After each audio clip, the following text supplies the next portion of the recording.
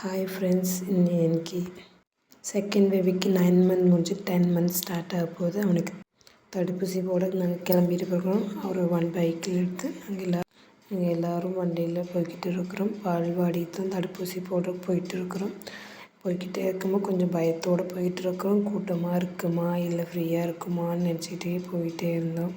பார்த்தோம்னா எந்த வண்டியுமே இல்லாமல் ஒப்பாடியா அப்படின்னு இருந்துச்சு.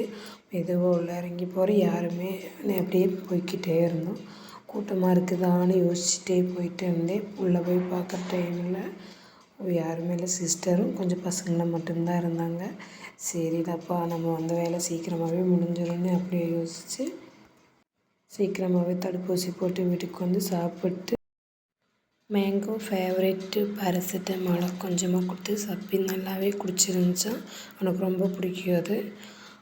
அவன் கொஞ்சம் கொஞ்சமாகவே ட்ரிம் பண்ணான். அதுக்கப்புறம் தடுப்பூசி அடையாளம் பாருங்கள். அதையும் பொறுத்து என் பையன் சுறுசுறுப்பாகவே நல்லா ஹெல்த்தியாக விளையாண்டுருக்கேன்னு தான் இங்கிட்டும் அங்கிட்டுமா ஓடி விளையாண்டுட்டே இருந்தான். அதை பார்க்குறதுக்கு கொஞ்சம் சந்தோஷமாகவே இருந்துச்சு. ஆனால் அதுக்கப்புறமா தான் மெதுவாக அழுகாச்சி ஆரம்பிச்சு. அப்புறமா பால் கொடுத்து மெதுவாகவே அவனை தூங்க வச்சுட்டோம். தூங்க வச்சதுக்கப்புறமா தான் எப்படி வலி என்ன இது எல்லாமே புரியும். பார்க்கவே ரொம்ப கஷ்டமாக இருந்துச்சு.